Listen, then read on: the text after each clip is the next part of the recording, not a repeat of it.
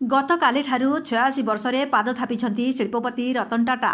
विशिष्ट शिल्पपति भावे रतन टाटाଙ୍କୁ किए ବା न जाणे, किंतु रतन टाटाଙ୍କ जन्मरू आरंभ करी ताଙ୍କ जीवनरे रहिथिला अनेक अकुहा दुख कहानी।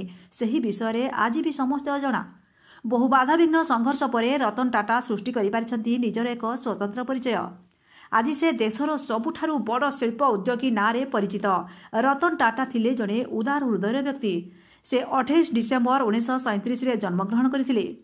ଦେଶରେ ରତନ ଟାଟାଙ୍କର ବିଭିନ୍ନ ବ୍ୟବସାୟ ରହିଛି। ସେହି ବ୍ୟବସାୟରୁ ମଧ୍ୟ ସେ କୋଟି କୋଟି ଟଙ୍କା ଲାଭ କରିଥାନ୍ତି। ତାଙ୍କର ଏହି ସଫଳତା ପଛରେ ଲୁଚି ରହିଛି ଅନେକ ସୁଖ ଦୁଃଖର କାହାଣୀ। ତାଙ୍କ ଜନ୍ମଦିନ ଅବସରରେ ଆଜି ଆମେ ଆପଣମାନଙ୍କୁ ଜଣାଇବୁ ତାଙ୍କ ସଂଘର୍ଷମୟ କାହାଣୀ ବିଷୟରେ। ତେବେ ପ୍ରଥମେ ଆସନ୍ତୁ ଜାଣିବା ରତନ ଟାଟାଙ୍କ ପରିବାର ବିଷୟରେ। ରତନ ଟାଟାଙ୍କ ପୁରା ନାଁ ହେଉଛି ରତନ ନାଭାଲ ଟାଟା। ସେ ହେଉଛନ୍ତି ଜାମଶେଦଜୀ ଟାଟାଙ୍କ ନାତି, ଯିଏକି ଟାଟା ଗ୍ରୁପର ପ୍ରତିଷ୍ଠାତା, ଯାହାଙ୍କ ପରେ ପରେ ରତନ ଟାଟା ଗ୍ରୁପର ବ୍ୟବସାୟକୁ ସମ୍ଭାଳି ନେଇଥିଲେ। ତାଙ୍କ ବାପାଙ୍କ ନାଁ ନାଭାଲ ଟାଟା ଏବଂ ମାଙ୍କ ନାଁ ହେଉଛି ସୋନି ଟାଟା। ରତନ ଟାଟାଙ୍କ ଜୀବନରେ ଛୋଟ ବୟସରେ ଆସିଥିଲା ଝଡ଼, ଯାହା ଗୋଟିଏ ପିଲା ଉପରେ ଖରାପ ପ୍ରଭାବ ପକାଇଥାଏ। ତାଙ୍କ ବାଲ୍ୟ କାଳରୁ ହିଁ ତାଙ୍କ ବାପା ନାଭାଲ ଟାଟା ଏବଂ ମା ସୋନି ଟାଟା ଅଲଗା ହୋଇଯାଇଥିଲେ। ଏହାପରେ ସେ ତାଙ୍କ ଜେଜେମା ଏବଂ ବଡ଼ ଭାଇଙ୍କ ନିକଟରେ ବଢ଼ିଥିଲେ। ଏତିକିରେ ତାଙ୍କ ଜୀବନରେ ଦୁଃଖ ସରି ନଥିଲା।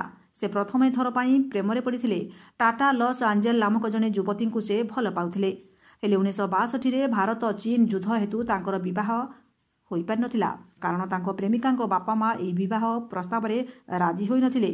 ଭାରତରେ ତାଙ୍କ ଝିଅର ବିବାହ କରିବେ ନାହିଁ ବୋଲି ସେ ସଫା ମନା କରିଦେଇଥିଲେ। ଏହି କଥା ରତନ ଟାଟାଙ୍କୁ ଖୁବ୍ ବାଧିଥିଲା। ସେ ଭାଙ୍ଗି ପଡ଼ିଥିଲେ। ତାପରେ ରତନ ଟାଟାଙ୍କର ବିବାହ ପ୍ରସ୍ତାବ ଖୋଜାଖୋଜି ହୋଇଥିଲା। ଚାରି ଥର ବିବାହ ସ୍ଥିର ହୋଇଥିଲେ ମଧ୍ୟ ତାହା ଭାଙ୍ଗି ଯାଇଥିଲା। ଆଉ ସେ ଆଜି ଯାଏ ଅବିବାହିତ ରହିଛନ୍ତି। ତେବେ ରତନ ଟାଟା ଭାରତ ଫେରିବା ପରେ ବିଜନେସ୍ କରିବାକୁ ନିଷ୍ପତ୍ତି ନେଇଥିଲେ। 1961 ମସିହା ବିଜନେସ୍ରେ ରତନ କ୍ୟାରିୟର ଆରମ୍ଭ କରିଥିଲେ। ବ୍ୟବସାୟ ଆରମ୍ଭ ସମୟରେ ତାଙ୍କୁ ଷ୍ଟିଲ୍ ଦୋକାନ ଚଟାଣରେ ବସି କାମ କରିବାକୁ ପଡ଼ିଥିଲା। ପରେ ରତନ ଟାଟା ଅଟୋମୋବାଇଲ କ୍ଷେତ୍ରରେ ବ୍ୟବସାୟ କରିବାକୁ ନିଷ୍ପତ୍ତି ନେଇଥିଲେ। ସେହି ସମୟରେ ଟାଟା ଇଣ୍ଡିକା ଓ ଟାଟା ନାନୋକୁ ନୂତନ କରି ବଜାରରେ ନିବେଶ କରିଥିଲେ, ଯାହାକି ଖୁବ୍ ଲୋକପ୍ରିୟତା ହାସଲ କରିଥିଲା। କିଛି ବର୍ଷ ପରେ ଟାଟା ନୂଆ କାର୍ ମଡେଲ ସହ ଟାଟା ଜାଗୁଆର ଲ୍ୟାଣ୍ଡ ରୋଭର ବଜାରକୁ ଆସିଥିଲା। 2004ରେ ଟାଟା ଚା ମଧ୍ୟ ବଜାରରେ ଲୋକପ୍ରିୟତା ହାସଲ କରିଥିଲା। 2009ରେ ବିଶ୍ୱର ସବୁଠାରୁ ଶସ୍ତା କାର୍ ନାନୋକୁ ମଧ୍ୟବିତ୍ତଙ୍କ ପାଇଁ ଉପଲବ୍ଧ କରାଇଥିଲେ ରତନ ଟାଟା, ଯାହାର ଦାମ ମାତ୍ର 1 ଲକ୍ଷ ଟଙ୍କା ରଖାଯାଇଥିଲା। ସେହିପରି ରତନ ଟାଟା ଗୋଟିଏ ପରେ ଗୋଟିଏ ସଫଳତା ହାସଲ କରିଚାଲିଥିଲେ। ରତନ ଟାଟା ହେଉଛନ୍ତି ଜଣେ ଉଦାର ହୃଦୟର ବ୍ୟକ୍ତି ଏବଂ ସେ ପଶୁପ୍ରେମୀ ମଧ୍ୟ। ତାଙ୍କ ମତରେ ନିଜ କାମରେ ସେତେବେଳେ ସଫଳତା ହାସଲ କରିପାରିବେ ଯେତେବେଳେ ନିଜ କାମକୁ ଜଣେ ଭଲ ପାଇବେ ଏବଂ ସମ୍ମାନ କରିବେ। ଦୁନିଆରେ ନିଜ କାମଠାରୁ ବଡ଼ କିଛି ବି ନୁହେଁ।